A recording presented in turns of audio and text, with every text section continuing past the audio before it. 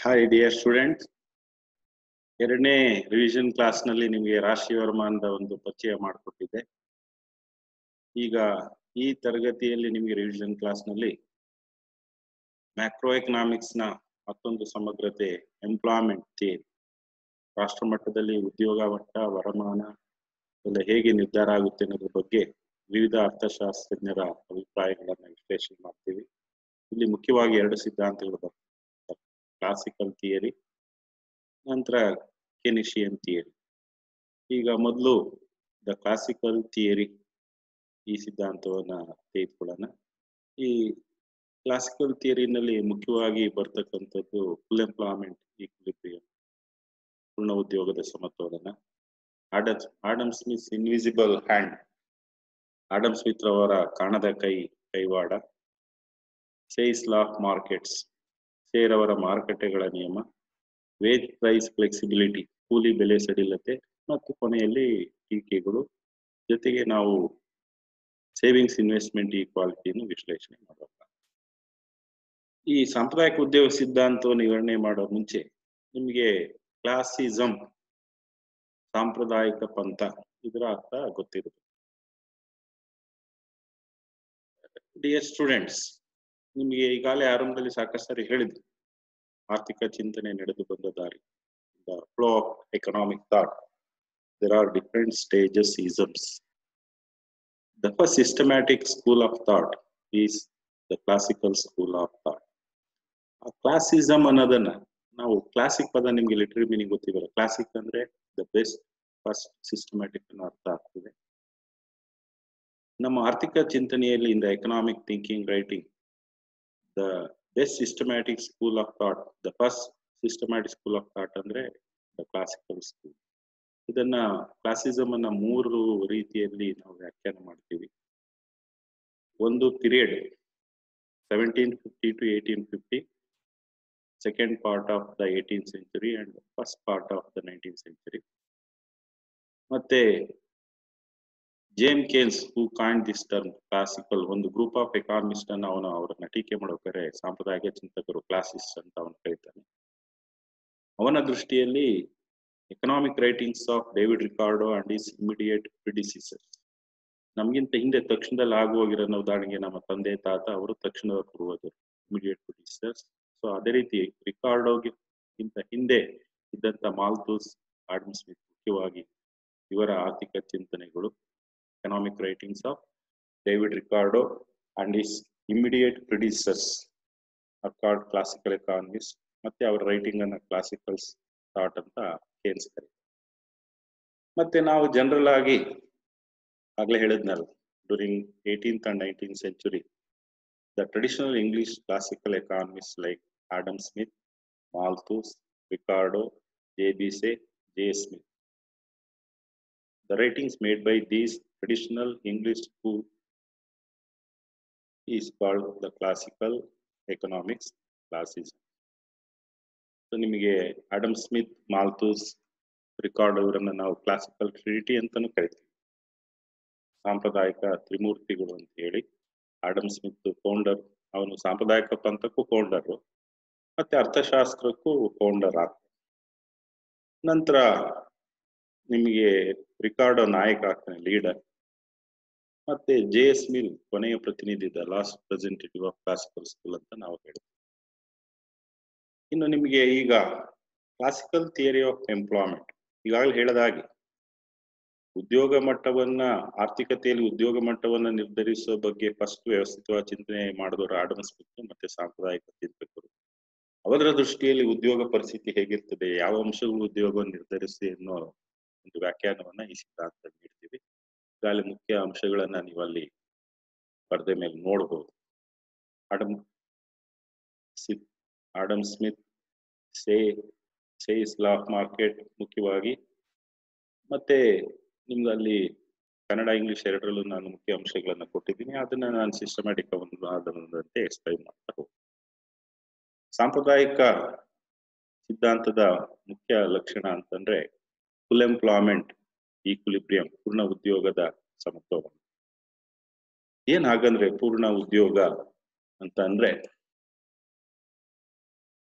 ಈಗ the absence of involuntary unemployment, those who are ready to work at going wage rate should get employment. It is a situation whereby all the factors should engage or utilized completely at the optimal level. ಮತ್ತೆ ನಾವು economics ಅಲ್ಲಿ full employment level ನ the peak of economic welfare ಅಂತ ಹೇಳ್ತೀವಿ. ಸ್ವಇಚ್ಛೆ ರಹಿತ ನಿರುದ್ಯೋಗ ಇಲ್ಲದಿರುವ ಸ್ಥಿತಿ ಪೂರ್ಣ ಉದ್ಯೋಗ.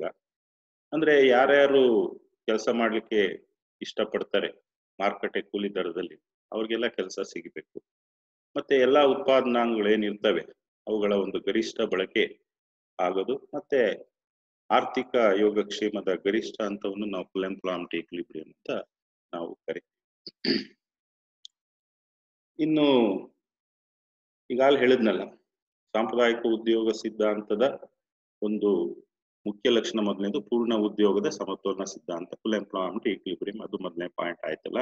ಈಗ ಎರಡನೇ ಮುಖ್ಯ ಅಂಶ ಈ ಸಾಂಪ್ರದಾಯಿಕ ಉದ್ಯೋಗ ಸಿದ್ಧಾಂತದಲ್ಲಿ ಬರ್ತಕ್ಕಂಥದ್ದು ಅಂತಂದ್ರೆ ಆಡಮ್ ಸ್ಮಿತ್ಸ್ ಇನ್ವಿಸಿಬಲ್ ಹ್ಯಾಂಡ್. ಈಗ ಆರ್ಥಿಕತೆಯಲ್ಲಿ ಆರ್ಥಿಕ ಚಟುವಟಿಕೆಗಳು ಹೇಗೆ ನಡೀತವೆ, ಹೇಗೆ ಸಮತೋಲನ ಆಗ್ತದೆ, ಪೂರ್ಣ ಉದ್ಯೋಗ ಸಮತೋಲನ ಹೇಗೆ ಏರ್ಪಡುತ್ತೆ ಎಂದಾಗ ಆಡಮ್ ಸ್ಮಿತ್ ಏನು ವ್ಯಾಖ್ಯಾನ ಮಾಡ್ತಾನೆ, ಸೊ ನಿಮ್ಗೆಲ್ಲ ಗೊತ್ತಿರಬಹುದು. ಈಗ ನಾವು ಆರ್ಥಿಕ ಚಟುವಟಿಕೆಗಳಿಗೆ ನಿರ್ದೇಶನ ಏನು? ಈಗ ಅವನು ಆಡಮ್ ಸ್ಮಿತ್ ಅದ್ರ ಬಗ್ಗೆ ಹೇಳ್ಬೇಕಾದ್ರೆ the law of self interest ಅಂತ ಹೇಳ್ತಾನೆ. ಎಲ್ಲ ಅರ್ಥಶಾಸ್ತ್ರಜ್ಞರು, ಸಾಂಪ್ರದಾಯಿಕ ಚಿಂತಕರು, ಎಕನಾಮಿಕ್ ಲಿಬರಲಿಸಂ ಮುಕ್ತ ಆರ್ಥಿಕ ನೀತಿಯ ಪ್ರತಿಪಾದಕರು, ಲೆಸೆಸ್ ಫೇರ್ ಪಾಲಿಸಿ ಪ್ರತಿಪಾದಕರು. ಆ ಲೆಸೆಸ್ ಫೇರ್ ಪಾಲಿಸಿ ಮತ್ತೆ ಮುಕ್ತ ಆರ್ಥಿಕ ನೀತಿ, ಎಕನಾಮಿಕ್ ಲಿಬರಲಿಸಂ ಅಂತ ಏನ್ ಕರಿತೀವಿ, ಆ ಒಂದು ಪದ್ಧತಿಯಲ್ಲಿ how economic activities adjusted, so ಅದನ್ನ ಆಡಮ್ ಸ್ಮಿತ್ ತನ್ನ ಇನ್ವಿಸಿಬಲ್ ಹ್ಯಾಂಡ್, ಕಾಣದ ಕೈವಾಡ ರೀತಿಯಲ್ಲಿ ವ್ಯಾಖ್ಯಾನ ಮಾಡ್ತಾನೆ. ಅವನು ಒಂದು ಹೇಳ್ತಾನೆ, ಎಕನಾಮಿಕ್ ಆಕ್ಟಿವಿಟೀಸ್ ಯಾರು ಹೇಳಿ ಕೇಳಿ ನಡೆಯಲ್ಲ, ಅಲ್ಲಿ ಹೇಗೆ ಅದು ಹೊಂದಾಣಿಕೆ ಆಗ್ತದೆ ಅಂತಂದ್ರೆ ಅವನ ಒಂದು ಕೊಟೇಶನ್ ನಿಮ್ಗೆ ಅಲ್ಲಿ ನಾನು ಕೊಟ್ಟಿದ್ದೀನಿ. It is not because of the benevolence of either baker or butcher or brewer that we owe our bread. It is from their own regard to the self-interest.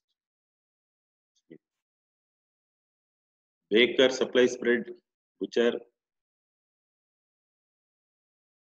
and brewer represents who supply alcohol drinks. Now here their main intention is to get profit, not to fill our stomach. Simultaneously, while fulfilling his own desire, he will also supply us food. So that is coincidence of individual interest and group interest, and it attains automatically. And then ಕನ್ನಡದಲ್ಲಿ ಹೇಳ್ತೀವಿ, bread ಅನ್ನ ಬೇಕರಿಯಿಂದ ಏನ್ ಪಡ್ಕೊಳ್ತೀವಿ, ಮಾಂಸ ಮಾರೋನಿಂದ ಬುಚ್ಚರ್ ಏನ್ ಪಡ್ಕೊಳ್ತೀವಿ, ಎಂಡ ಮಾರೋನಿಂದ ಅವ್ರ ದಾಕ್ಷಿಣ್ಯಕ್ಕೆ ನಾವು ಪಡ್ಕೊಳ್ಳೋದಲ್ಲ, ಅವ್ರ ಉದ್ದೇಶ ಲಾಭ ಮಾಡ್ಬೇಕು ಅಂತ ಹೇಳಿ. ಆ ಲಾಭ ಮಾಡೋ ಜೊತೆಗೆ ಸೊ ನಮ್ಗೆ ನಮ್ಮ ಹೊಟ್ಟೆ ತುಂಬಿಸೋ ಕೆಲಸನೂ ಅವರು ಮಾಡ್ತಾರೆ, ಆಹಾರ ದೊರಕಿಸ್ತಾರೆ. ಸೊ ಹಾಗಾಗಿ ಅವರ ಲಾಭದ ಜೊತೆಗೆ ನಮಗೂ ವಸ್ತು ಸೇವೆಗಳು ದೊರಕತಕ್ಕಂಥದ್ದು. ಮತ್ತೆ ಇದು ಹೊಂದಾಣಿಕೆ ಹೇಗೆ ಆಗ್ತದೆ ಅನ್ನೋದನ್ನ ಆಡಮ್ ಸ್ಮಿತ್ ಕಾಣದ ಕೈವಾಡ, the role of invisible hand. ಈಗ ನೀವು ಎಕನಾಮಿಕ್ ಆರ್ಕೆಸ್ಟ್ರಾ ನೋಡಿರ್ಬೋದು, ಅಲ್ಲಿ ಒಬ್ಬ ಕಾಂಡಕ್ಟರ್ ಇರ್ತಾನೆ, ಒಂದು ಕಡ್ಡಿ ಇಟ್ಕೊಂಡು ಹಿಂಗೆಲ್ಲಾಡ್ತಾನೆ, ಜಾಸ್ತಿ ಮ್ಯೂಸಿಕ್ ಹಿಂಗ್ ಮೇಲೆ ಹೋಗೋದು ಕೆಳಗಿಳಿಸೋದು. ಅದರಂತೆ there are so many instrument players, ಸಾಕಷ್ಟು ಜನ ಇರ್ತಾರೆ. ಅವ್ರು ಒಂದೇ ಟ್ಯೂನ್ಗೆ ಬಾರಿಸ್ಬೇಕಾದ್ರೆ ಅವನ್ನ ಅಬ್ಸರ್ವ್ ಮಾಡ್ತಾ ಇರ್ತಾರೆ. ಅವ್ನು ಹಿಂಗೆ ಮೇಲ್ ಹೋದಾಗ ಟ್ಯೂನ್ ರೈಸ್ ಮಾಡ್ತಾರೆ, ಹಿಂಗೊಂದ ಕೆಳಗೆ ಇಳಿಸ್ತಾರೆ. ಅವ್ನು ನೋಡ್ಕೊಂಡು ಆ ಡಿಫ್ರೆಂಟ್ ಇನ್ಸ್ಟ್ರೂಮೆಂಟ್ಸ್ ಅನ್ನ ಅವರು ಬಾರಿಸ್ತಾರೆ. ನೀವು ಆರ್ಕೆಸ್ಟ್ರಾದಲ್ಲಿ ನೋಡಿರ್ಬೋದು. ಈ ನಮ್ಮ ಎಕನಾಮಿಕ್ ಆರ್ಕೆಸ್ಟ್ರಾದಲ್ಲಿ there are different instrument, different players. ಇಲ್ಲಿ ಯಾರು ಕಡ್ಡಿ ಹಿಡ್ಕೊಂಡು ಹಿಂಗೆ ಮಾಡಿ ಅಂತ ಎಕನಾಮಿಕ್ ಲಿಬರಲಿಸಂ ಮತ್ತೆ ಕ್ಯಾಪಿಟಲ್ ಸಿಸ್ಟಮ್ ಅಲ್ಲಿ ಇರಲ್ಲ.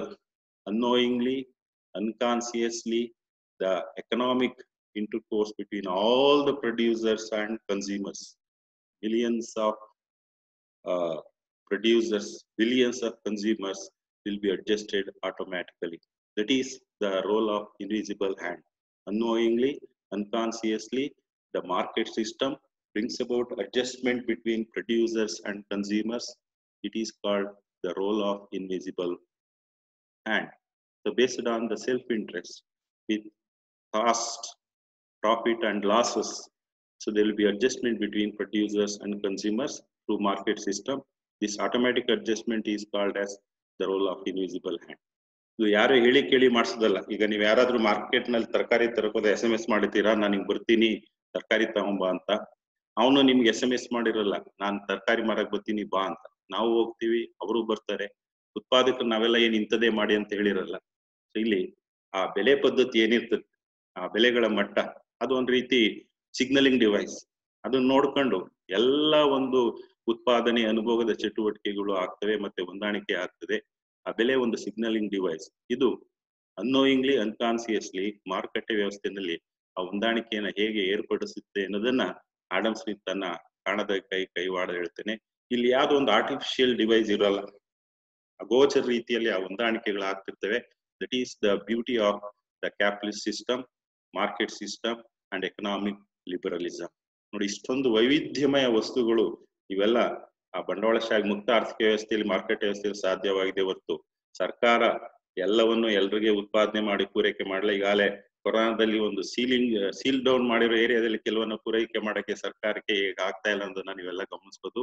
ಹೇಗೆ ಬ್ಯೂಟಿಫುಲ್ ಆಗಿ ಮಾರ್ಕೆಟ್ ಸಿಸ್ಟಮ್ ನಮ್ಗೆ ಹೇಗೆ ಎಲ್ಲ ಅನೇಕ ವೈವಿಧ್ಯಮಯ ವಸ್ತುಗಳನ್ನ ಮಾರ್ಕೆಟ್ ಅಲ್ಲಿ ದೊರಕಿಸಿ ಕೊಡ್ತದೆ ಅನ್ನೋದು ಅದು ನಿಜಕ್ಕೂ ಸೋಜಿಗದ ಸಂಗತಿ. ಅದನ್ನೇ ಆಡಮ್ ಸ್ಮಿತ್ ಕಾಣದ ಕೈವಾಡ ಅಂತ ಹೇಳ್ತಾರೆ.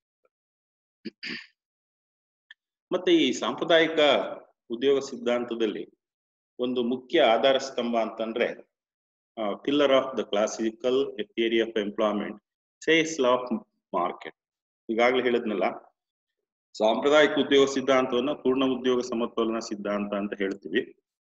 ಮಾರುಕಟ್ಟೆಯಲ್ಲಿ ಒಟ್ಟಾರೆ ಬೇಡಿಕೆ ಒಟ್ಟಾರೆ ಪೂರೈಕೆ ಏನು ಸಮತೋಲನ ಆದಾಗ ಅಲ್ಲಿ ಪೂರ್ಣ ಉದ್ಯೋಗ ಏರ್ಪಡುತ್ತದೆ. ಮತ್ತೆ ಅಕಸ್ಮಾತ್ ಅಲ್ಲೇನಾದ್ರೂ ನಿರುದ್ಯೋಗ ಇದ್ರು ತಾತ್ಕಾಲಿಕ, ದೀರ್ಘಾವಧಿಯಲ್ಲಿ ಒಂದು ಆರ್ಥಿಕತೆ ಪೂರ್ಣ ಉದ್ಯೋಗವನ್ನ ಪಡೆದೇ ತಿರುತ್ತೆ ಅಂತಕ್ಕಂಥದ್ದು ಅವರ ಕಲ್ಪನೆ. ಆ ಪೂರ್ಣ ಉದ್ಯೋಗ ಬೇಡಿಕೆ ಪೂರೈಕೆ ಹೊಂದಾಣಿಕೆಯಿಂದ ಹೇಗೆ ಆಗ್ತದೆ, ಆ ಮುಕ್ತ ಮಾರುಕಟ್ಟೆ ವ್ಯವಸ್ಥೆ ಹೇಗೆ ಹೊಂದಾಣಿಕೆ ಮಾಡ್ಕೊಳ್ಳುತ್ತೆ, ಜೊತೆಗೆ ಅವಾಗ ಒಂದು ಜಿಜ್ಞಾಸೆ ಇರುತ್ತೆ, ಪೂರ್ಣ ಉದ್ಯೋಗ ಹೇಗೆ ಏರ್ಪಡುತ್ತೆ, ನಿರುದ್ಯೋಗ ಇರೋದೇ ಇಲ್ವಾ ಅನ್ನೋದನ್ನ ಒಂದು ಚಿಂತನೆ ನಡೀತಾ ಇದ್ದಾಗ ಆ ಸಾಂಪ್ರದಾಯಿಕ ಉದ್ಯೋಗ ಸಿದ್ಧಾಂತವನ್ನ ಸಮರ್ಥಿಸ್ಲಿಕ್ಕೆ ಮುಕ್ತ ಮಾರುಕಟ್ಟೆ ಹೇಗೆ ಹೊಂದಾಣಿಕೆ ಮಾಡ್ಕೊಳ್ತದೆ, ಪೂರ್ಣ ಉದ್ಯೋಗ ಹೇಗೆ ಏರ್ಪಡುತ್ತೆ ಅನ್ನೋದನ್ನ ಸಮರ್ಥಿಸ್ಲಿಕ್ಕೆ ಸೇ ತನ್ನ ಮಾರುಕಟ್ಟೆಗಳ ನಿಯಮವನ್ನ ನೀಡಿದ್ದಾನೆ. ಅದು ಒಂದು ಫ್ರೇಸ್ ಮೂಲಕ ನೋಡಿ, ಇಡೀ ಒಂದು ಮಾರುಕಟ್ಟೆ ವ್ಯವಸ್ಥೆ ಹೇಗೆ ಕೆಲಸ ಮಾಡುತ್ತೆ, ಹೊಂದಾಣಿಕೆ ಹೇಗಾಗುತ್ತೆ ಅನ್ನೋದನ್ನ ಅವನು ಹೇಳ್ತಾನೆ. ಅದೇ ನೀಡಿಕೆ ಅಥವಾ ಪೂರೈಕೆ ತನ್ನ ಬೇಡಿಕೆಯನ್ನ ತಾನೇ ಸೃಷ್ಟಿಸಿಕೊಳ್ಳುತ್ತದೆ. ನೀಡಿಕೆ ಅಥವಾ ಪೂರೈಕೆ ತನ್ನ ಬೇಡಿಕೆಯನ್ನ ತಾನೇ ಸೃಷ್ಟಿಸಿಕೊಳ್ಳುತ್ತದೆ. ಸೇನ ಮಾರುಕಟ್ಟೆ ನಿಯಮ ಬರೆದ್ರೆ ಇಷ್ಟೇ ಬರಿಬೇಕು. ಮತ್ತೆ ಇದರ ಮೂಲಕ ಪೂರ್ಣ ಉದ್ಯೋಗ ಹೇಗೆ ಏರ್ಪಡುತ್ತೆ ಅನ್ನೋದನ್ನ ಅವನು ಹೇಳ್ತಾನೆ. ಏನದು ಸೇನ ಮಾರುಕಟ್ಟೆ ನಿಯಮದ ಅರ್ಥ ಅಂತಂದ್ರೆ, production generates income, income calls for expenditure and there is adjustment between total supply and total demand. ಯಾವುದೇ ವಸ್ತು ಉತ್ಪಾದನೆಯಾಗೋ ಜೊತೆಗೆ ಅದು ಮಾರಾಟ ಆಗ್ಲಿಕ್ಕೆ ತನ್ನ ಪೂರ್ಣ ಮೌಲ್ಯದಷ್ಟು ವರಮಾನವನ್ನ ತಾನೇ ಸೃಷ್ಟಿ ಮಾಡ್ಕೊಳ್ತದೆ. ಆ ವರಮಾನದಿಂದ ಬೇಡಿಕೆ ಉಂಟಾಗ್ತದೆ. ಬೇಡಿಕೆ ಅಲ್ಲಿ ಮಾರುಕಟ್ಟೆಯಲ್ಲಿ ಮಾರಾಟ ಆಗ್ಲಿಕ್ಕೆ ವ್ಯವಸ್ಥೆ ಆಗುತ್ತೆ ಅಂತ. ಸೊ ಯಾವುದೇ ಕಾರಣಕ್ಕೂ ಆರ್ಥಿಕತೆಯಲ್ಲಿ ಸಮಗ್ರ ಹೆಚ್ಚುವರಿ ಪೂರೈಕೆ, ಸಾಮೂಹಿಕ ನಿರುದ್ಯೋಗ ಇಲ್ಲ ಅನ್ನೋದನ್ನ ತನ್ನ ಮಾರುಕಟ್ಟೆಗಳ ನಿಯಮದ ಮೂಲಕ ಸಮರ್ಥಿಸ್ತದೆ. ಮತ್ತೆ ಇಂಗ್ಲಿಷ್ ನಲ್ಲಿ ನಿಮ್ಗೆ ಅದಕ್ಕೆ supply creates its own demand, ಇದನ್ನ ಸೇಸ್ ಲಾ ಆಫ್ ಮಾರ್ಕೆಟ್ಸ್ ಅಂತ ಹೇಳ್ತೀವಿ. Repeat, supply creates its own demand. You have to write this only. If they ask write Say's law of market, just write supply creates its own demand. What does it mean? As soon as a product is created, from that instance it offers the market to the fuller extent of its value to other commodities and vice versa. ಅಂದ್ರೆ ಆ ವಸ್ತು ಉತ್ಪಾದನೆ ಮಾಡೋಕೆ ವರಮಾನ ಏನು ಉಂಟಾಗುತ್ತೆ ಆ ವಸ್ತುನೇ ಕೊಂಡ್ಕೊಳ್ತಾರೆ ಅಲ್ಲ. ಈ ಒಂದು ವಸ್ತುವಿನ ಎಕ್ಸ್ ವಸ್ತುವಿನ ಉತ್ಪಾದನೆ ಏನು ವರಮಾನ ಹರಿವಿಕೆ ಆಗ್ತದೆ, ಅದು ವೈ ವಸ್ತುವಿಗೆ ಬೇಡಿಕೆಯನ್ನು ಉಂಟು ಮಾಡ್ತದೆ. ಅದೇ ರೀತಿ ವೈ ವಸ್ತುವಿನ ಉತ್ಪಾದನೆಯಲ್ಲಿ ಜನರೇಟ್ ಆಗ್ತಕ್ಕಂಥ ವರಮಾನ ಎಕ್ಸ್ ವಸ್ತುವಿಗೆ ಒಂದು ಬೇಡಿಕೆಯನ್ನು ಉಂಟು ಮಾಡ್ತಕ್ಕಂಥದ್ದು. ಉತ್ಪಾದನಾ ಪ್ರಕ್ರಿಯೆ ವರಮಾನವನ್ನ ಸೃಷ್ಟಿಸುತ್ತೆ, ವರಮಾನ ಬೇಡಿಕೆಯನ್ನ ಸೃಷ್ಟಿಸುತ್ತೆ. ಸೊ ಅಲ್ಲಿಗೆ ತನ್ನ ಯಾವುದೇ ಒಂದು ವಸ್ತು ಉತ್ಪಾದನೆ ಆಗೋ ಜೊತೆಯಲ್ಲಿ ಅದು ವರಮಾನ ಸೃಷ್ಟಿಸಿ ತನ್ನ ಒಂದು ಮಾರಾಟಕ್ಕೆ ಬೇಕಾದಂತ ಒಂದು ವರಮಾನ ಬೇಡಿಕೆಯನ್ನು ತಾನೇ ಸೃಷ್ಟಿ ಮಾಡ್ಕೊಳ್ಳುತ್ತೆ ಅನ್ನೋದು ಅರ್ಥನೇ the meaning of supply creates own demand. Production generates income and income calls for expenditure aggregate demand equals aggregate supply. So at this level, there will be full employment equilibrium. ಈಗ ಸಪ್ಲೈ ಕ್ರಿಯೇಟ್ಸ್ ಓನ್ ಡಿಮಾಂಡ್ ಅಂತ ಹೇಳಿದ್ವಿ. Aggregate demand aggregate supply ಹೇಗೆ ಹೊಂದಾಣಿಕೆ ಆಗುತ್ತೆ, ಆ ಸೇನ ಮಾರುಕಟ್ಟೆ ನಿಯಮದ ಕೆಲವು ಇಂಪ್ಲಿಕೇಶನ್ಸ್ ಇದಾವೆ. ಅದು ಆ ರೀತಿ ಹೊಂದಾಣಿಕೆ ಆಗ್ಬೇಕಾದ್ರೆ ಆ ಕೆಲವು ಊಹೆಗಳು ಕಲ್ಪನೆಗಳು ಇರ್ತವೆ. ಎಕ್ಸ್ಪೆಕ್ಟೇಷನ್ಸ್ ಏನು ಅಂತಂದ್ರೆ ಆ ಮುಕ್ತ ಮಾರುಕಟ್ಟೆ ಲೆಸಫೇರ್ ನೀತಿ ಈಗಾಗಲೇ ಹೇಳ್ದಾಗಿರ್ಬೇಕು. ಈ ಲೆಸಫೇರ್ ನೀತಿ ಅಂದ್ರೆ ಈಗಾಗಲೇ ಸಾಕಷ್ಟು ನಿಮ್ಗೆಲ್ಲ ತಿಳ್ಕೊಂಡಿರ್ತೀರಿ. ಈ ಲೆಸಫೇರ್ ಅಂತಂದ್ರೆ ಲಿಟ್ರರಿ ಪದ ಲೀವ್ ಅಸ್ ಅಲೋನ್ ಅಂತ, ನಂಪಾಡು ನಮ್ಮನ್ನ ಬಿಟ್ಬಿಡಿ. ಅದಕ್ಕೆ ನಾವು ತಟಸ್ಥ ನೀತಿ ಅಂತಾನು ಕರಿತೀವಿ, ಸರ್ಕಾರ ಹಸ್ತಕ್ಷೇಪ ಮಾಡದಿರೋದು. ಈಗೆಲ್ಲ ನಿಮ್ಗೆಲ್ಲ ಲಾಕ್ ಡೌನ್ ಮಾಡಿ ಸರ್ಕಾರ ಹಿಡಿದಿಟ್ಟಿದೆ. It is quite opposite of ಲೆಸಫೇರ್.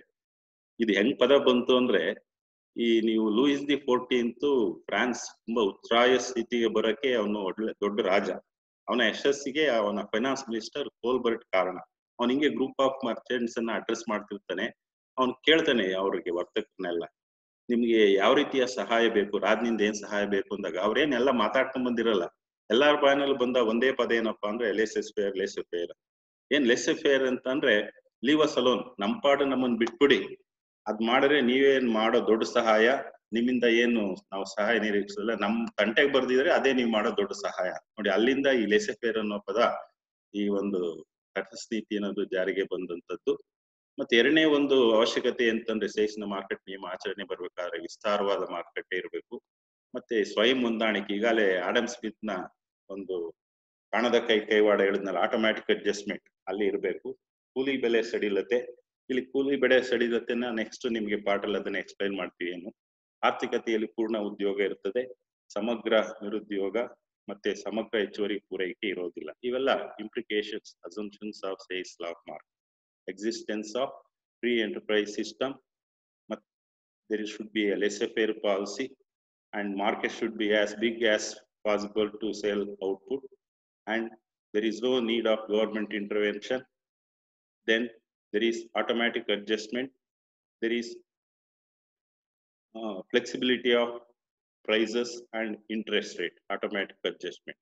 So these are all the implications of Say's law of market. ಈಗ ಈ ಸಾಂಪ್ರದಾಯಿಕ ಚಿಂತಕರು ಸಾಮೂಹಿಕ ನಿರುದ್ಯೋಗ ಇರೋದೇ ಇಲ್ಲ ಅಂತ ವಾದ ಮಾಡ್ತಿದ್ರು ಆರ್ಥಿಕತೆಯಲ್ಲಿ. There argument is that they should not be any unemployment in the economy. ಆದ್ರೆ ಈ ನಿಯೋ ಕ್ಲಾಸಿಕಲ್ ಎಕಾನಮಿಸ್ಟ್, ACPಗೂ ಮಾರ್ಷಲ್ ಇವ್ರನ್ನ ನಾವು ನಿಯೋ ಕ್ಲಾಸಿಕಲ್ ಎಕಾನಮಿಸ್ಟ್ ಅಂತ ಕರಿತೀವಿ. ACPಗೂ ಅವ್ರೊಂಚೂರು ಅಡ್ಜಸ್ಟ್ಮೆಂಟ್, ಕಾಂಪ್ರಮೈಸ್ ಮಾಡ್ಕೊಳ್ತಾರೆ. ಅವ್ರೇನ್ ಹೇಳ್ತಾ ಇದ್ರು, ನಿರುದ್ಯೋಗ ಇರೋದೇ ಇಲ್ಲ ಅಂತಿದ್ರಲ್ಲ, ಇವರು ಇಲ್ಲ, ನಿರುದ್ಯೋಗ ಇರ್ತದೆ, ಆದ್ರೆ ಅದಕ್ಕೆ ಔಷಧಿ ಪರಿಹಾರ ಉಂಟು. ಏನ್ ನಿರುದ್ಯೋಗಕ್ಕೆ ಪರಿಹಾರ ಔಷಧಿ ಅಂತಂದ್ರೆ ಅದಕ್ಕೆ ಅವ್ರು ಹೇಳೋದು ವೇಜ್ ಪ್ರೈಸ್ ಫ್ಲೆಕ್ಸಿಬಿಲಿಟಿ. ಈಗ ನಾವು ಆಟೋಮ್ಯಾಟಿಕ್ ಅಡ್ಜಸ್ಟ್ಮೆಂಟ್ ಅಂತಂದ್ರೆ ಈಗಾಗಲೇ ನಿಮ್ಗೆ ಮಾರುಕಟ್ಟೆ ಸಮತೋಲನ ನಿಮ್ಗೆಲ್ಲ ಎಕ್ಸ್ಪ್ಲೈನ್ ಮಾಡಿದ್ ಗೊತ್ತಿರ್ತದೆ. ಸೊ ನಾವು product market, factory market, money market ಎಲ್ಲ ಹೇಳ್ತೀವಿ. ಈಗ ನಾವು economic variable supply, demand, prices ಅದೇ ಮಾರುಕಟ್ಟೆ ಆಗಿ. ಈಗ ಪ್ರಾಡಕ್ಟ್ ಮಾರ್ಕೆಟ್ ಅಲ್ಲಿ ನೀವು ಮಾರುಕಟ್ಟೆ ಸಮತೋಲನದಲ್ಲಿ ನೋಡಿ,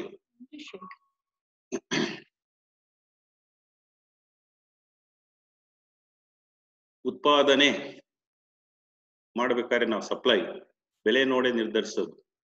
supply is a function of price. Demand is also a function of price.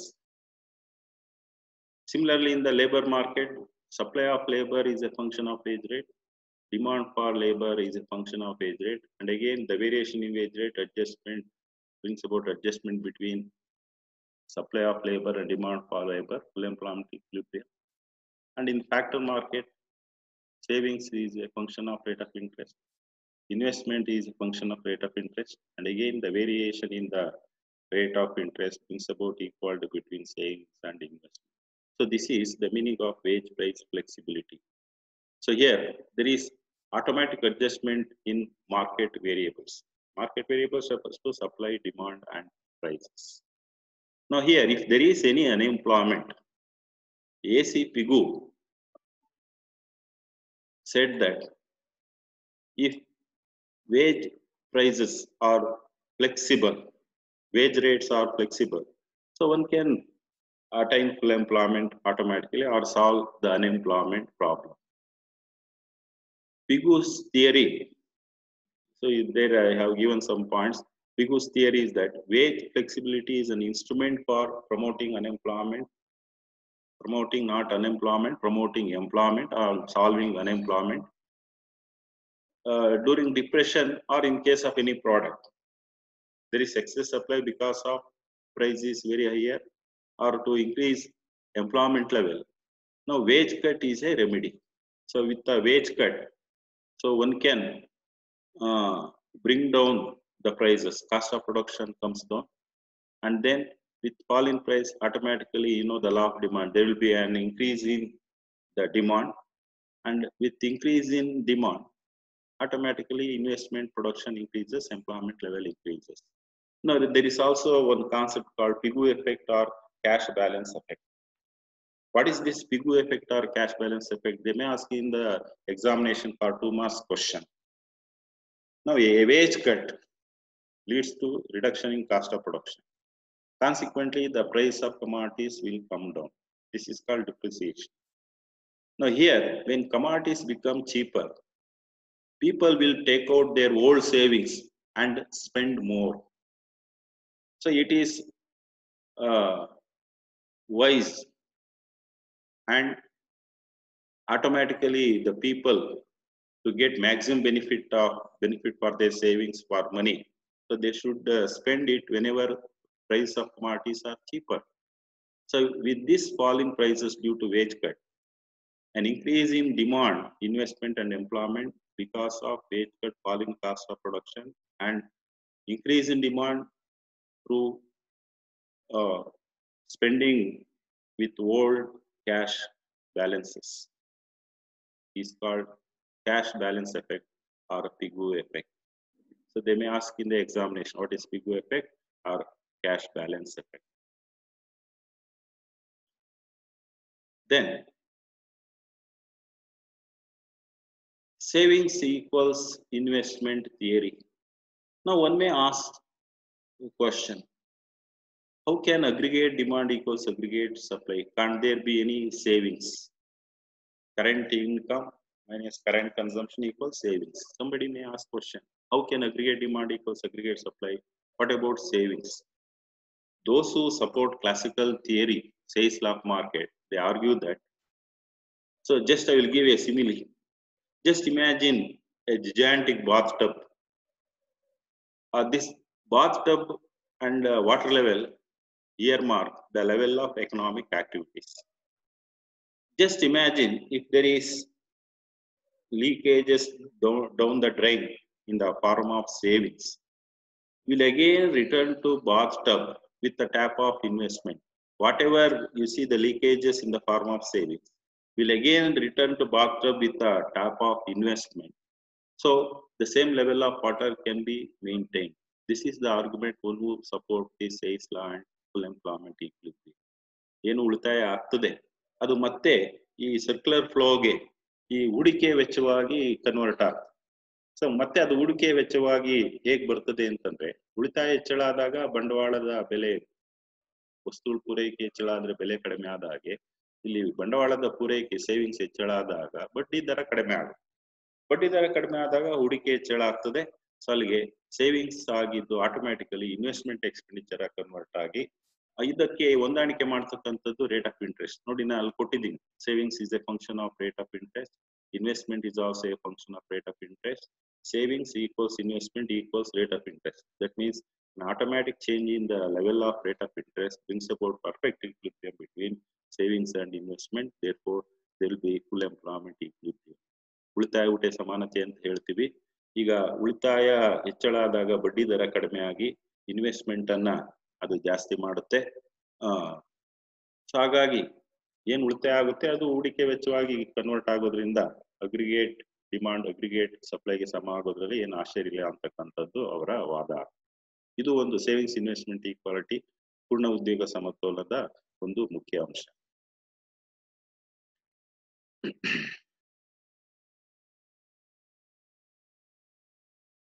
ಈಗ ಈ ಸಾಂಪ್ರದಾಯಿಕ ಉದ್ಯೋಗ ಸಿದ್ಧಾಂತದ ಮುಖ್ಯ ಅಂಶಗಳನ್ನು ಹೇಳಿದ್ವಿ. ಪೂರ್ಣ ಉದ್ಯೋಗದ ಸಮತೋಲನ ಸಿದ್ಧಾಂತ, ಮತ್ತೆ ಆರ್ಥಿಕತೆಯಲ್ಲಿ ಆರ್ಥಿಕ ಚಟುವಟಿಕೆ ಹೇಗಾಗ್ತವೆ ಅನ್ನೋಕ್ಕೆ ಸೇಲ್ಲ ಯಾರು ಆಡಮ್ ಸ್ಮಿತ್ ನ role of invisible hand, the law of self interest, automatic adjustment, and then Say's law of market, and then savings investment equality, ಇವೆಲ್ಲ ಏನು ಹೈಲೈಟ್ಸ್ ಇದೆ. ಈ ಸಾಂಪ್ರದಾಯಿಕ ಉದ್ಯೋಗ ಸಿದ್ಧಾಂತದ ಒಂದು ವಿವರಣೆಯನ್ನ ಹಲವು ರೀತಿಯಲ್ಲಿ ಟೀಕೆ ಮಾಡಲಾಗ್ತದೆ. ಎಕನಾಮಿಕ್ಸ್ ಅಲ್ಲಿ ಸಾಮಾನ್ಯವಾಗಿ ಯಾವುದೇ ಸಿದ್ಧಾಂತದಲ್ಲಿ ನಾವು ಟೀಕೆಗಳನ್ನ ಬರೀಬೇಕಾಗ್ತದೆ. 15 ಮಾರ್ಕ್ಸ್ ಕೇಳಿದಾಗ ಕ್ರಿಟಿಕಲಿ ಎಕ್ಸಾಮ್ ಇಂದಾಗ ಬರೀ ಕ್ರಿಟಿಸಮ್ ಬರೆಯೋದಲ್ಲ, ಫಸ್ಟ್ ಈಗಾಗಲೇ ಹೇಳಿದಾಗ ಎಲ್ಲ ಪಾಯಿಂಟ್ಸ್ ನೀವು ಎಕ್ಸ್ಪ್ಲೈನ್ ಮಾಡಿ ಅದೇ ಆರ್ಡರ್ ಅಲ್ಲಿ ಲಾಸ್ಟ್ ಅಲ್ಲಿ you have to write criticism. ಯಾಕೆಂತಂದ್ರೆ ಥೀಸಿಸ್, ಆಂಟಿಥೀಸಿಸ್, ಸಿಂಥಿಸಿಸ್ ಅಂತ ಕರಿತೀವಿ. ಅನೇಕ ಸಿದ್ಧಾಂತಗಳು ಇರ್ತವೆ, ಅವನ್ನೆಲ್ಲ ಚರ್ಚೆ ಮಾಡಿ ನಾವು ಸಿಂಥಿಸಿಸ್ ಮಾಡ್ತಕ್ಕಂಥದ್ದು ನಾವು ರಿಯಲಿಸ್ಟಿಕ್ ಆಗಿ ತಿಳ್ಕೊಳ್ಳಿಕ್ಕೆ ಅದು ಅವಶ್ಯಕ. ನಾವು ಕ್ರಿಟಿಸಮ್ಸ್ ಯಾಕೆ ಹೇಳ್ತೀವಿ, ಯಾವುದೇ ಸಿದ್ಧಾಂತ ಅಂತಿಮ ಅಲ್ಲ. ಈಗ ನಿಮ್ಗೆ ಇನ್ನೊಂದು ಕ್ಲೂ ಅಂತಂದ್ರೆ, ನೀವು ಎಕನಾಮಿಕ್ಸ್ ಅಲ್ಲಿ ಯಾವುದೇ ಸಿದ್ಧಾಂತ ತಗೊಳ್ಳಿ, ಕ್ರಿಟಿಸಮ್ ಬರಲಿಕ್ಕೆ ನಿಮ್ಗೆ ಏನಪ್ಪಾ ಒಂದು ಮುಖ್ಯ ಆಧಾರ ಅಂತಂದ್ರೆ ಈ ಅಸಂಪ್ಷನ್ಸ್ ಇರ್ತವೆ. ಯಾವುದೇ ಸಿದ್ಧಾಂತದಲ್ಲಿ ಅಸಂಪ್ಷನ್ಸ್ ಇಲ್ಲದೆ ನಾವು ವಿವರಣೆ ಮಾಡೋದಿಲ್ಲ, ಸಿದ್ಧಾಂತ ರಚನೆ ಆಗೋದಿಲ್ಲ. ಆ ಒಂದು ಅಸಂಪ್ಷನ್ಸ್ ಅನ್ನ ನೀವು ಜ್ಞಾಪಕ ಇಟ್ಕೊಂಡ್ರೆ, ಕಲ್ಪನೆ ಊಹೆಗಳನ್ನ, ಕ್ರಿಟಿಸಮ್ಸ್ ಬರೆಯೋದು ಸುಲಭ. Just imagine assumptions, implication, then you cannot remember that and write against this. What is the important assumption of classical theory? Existence of full employment equilibrium. So just write this mere assumption of full employment is unrealistic. So while rejecting this full employment equilibrium, James Keynes developed this underemployment equilibrium. Even if there is aggregate demand equals aggregate supply, even at that level, Keynes said that some group of labor class will remain unemployed. He say fictional unemployment due to breakdown of important machinery in a particular firm, lockouts, strikes and all that. Always some group of laborers will remain unemployed. There is no question of full employment equilibrium at any stages in any economy. So this is the main criticism. Keynes reject this full employment equilibrium. And again, this classical theory, they says that in the long run, an economy attains full employment equilibrium. So what Keynes says that in the long run, we are all dead. So classicals assume temporarily there may be unemployment, but in the long run, there should be full employment. He said that in the long run, we are all dead. That's an unrealistic assumption. And then says law of market. So this says law of market is not workable because as I already told you that savings is always an hurdle and there is no automatic adjustment between savings and investment according to James Keynes. Rate of interest may not brings about investment. And then no automatic adjustment built in device in an economic system, particularly wage cut as a solution to unemployment. So what modern thinkers, writers says that wages are rigid downwards, particularly in the existence of trade union movement and all that. Labor class never allow the wages to come down. So once you have given, one can increase the wage level, but nobody likes to reduce it. It is very difficult to bring down wage cut. And again, wage cut is a solution for unemployment in single firm, but general wage cut increases unemployment instead. General wage cut reduces effective demand and it furthers unemployment. It's not a solution. So these are all the various criticisms leveled against the classical theory. ಪೂರ್ಣ ಉದ್ಯೋಗದ ಕಲ್ಪನೆನೇ ಅವಾಸ್ತವಿಕ, ದೀರ್ಘಾವಧಿ ಸಮತೋಲನ ಸಿದ್ಧಾಂತ. ಕೇನ್ಸ್ ಹೇಳ್ತಾರೆ ದೀರ್ಘಾವಧಿಯಲ್ಲಿ ನಾವೆಲ್ಲ ಸತ್ತಿರ್ತೀವಿ ಅಂತ ಹೇಳಿ. ಸೇನಾ ಮಾರುಕಟ್ಟೆಗಳ ನಿಯಮ ಆಚರಣೆ ಆಗೋಲ್ಲ, ಯಾಕಂದ್ರೆ ಇಲ್ಲಿ ಉಳಿತಾಯ ದೊಡ್ಡ ಅಡಚಣೆ, ಮತ್ತೆ ಉಳಿತಾಯ ಆಟೋಮ್ಯಾಟಿಕ್ ಆಗಿ ಬಡ್ಡಿ ದರದಿಂದ ಹೂಡಿಕೆಯಾಗಿ ಕನ್ವರ್ಟ್ ಆಗೋಲ್ಲ ಅಂತ ಕೇನ್ಸ್ ಹೇಳ್ತಾರೆ. ಮತ್ತೆ ಸ್ವಯಂ ಹೊಂದಾಣಿಕೆ ಆಗೋದಿಲ್ಲ, built in device economic system ಅಲ್ಲಿ ಬರೋದಿಲ್ಲ, ಪರ್ಟಿಕ್ಯುಲರ್ಲಿ ಇನ್ ಡಿಪ್ರೆಷನ್. ಅದು 1930s ಅಲ್ಲಿ ಪ್ರೂವ್ ಆಗಿದೆ, ಆಟೋಮ್ಯಾಟಿಕ್ ಅಡ್ಜಸ್ಟ್ಮೆಂಟ್ ಆಗದೆ ಇರತಕ್ಕಂಥದ್ದು. ಸೊ ಇವೆಲ್ಲ ಸಾಂಪ್ರದಾಯಿಕ ಉದ್ಯೋಗ ಸಿದ್ಧಾಂತದ ಕೆಲವು ಟೀಕೆಗಳು ಆಗ್ತವೆ. ಸೊ ಇಷ್ಟನ್ನ ನೀವು ಕ್ರಿಟಿಸಿಸಮ್ಸ್ ಅಲ್ಲಿ ಹೇಳಬೇಕಾಗ್ತದೆ.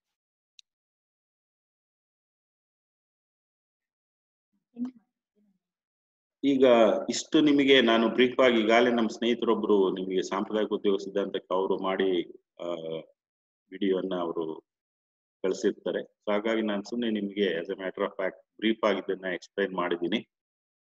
ಇಷ್ಟು ಸಾಕು ನಿಮಗೆ ಸಾಂಪ್ರದಾಯಿಕ ಉದ್ಯೋಗ ಸಿದ್ಧಾಂತಕ್ಕೆ. ನೆಕ್ಸ್ಟ್ ನಿಮಗೆ ಮುಖ್ಯವಾಗಿ ಕೇನ್ಸನ ಉದ್ಯೋಗ ಸಿದ್ಧಾಂತದಲ್ಲಿ ಮುಖ್ಯ ಅಂಶಗಳು ಬರ್ತದೆ. ಅದನ್ನ ಈಗ ನೆಕ್ಸ್ಟ್ ಕ್ಲಾಸ್ ನಲ್ಲಿ ಕೇನ್ಸನ ಉದ್ಯೋಗ ಸಿದ್ಧಾಂತದ ಬಗ್ಗೆ ನಾನು ವಿವರಣೆ ಕೊಡ್ತೀನಿ.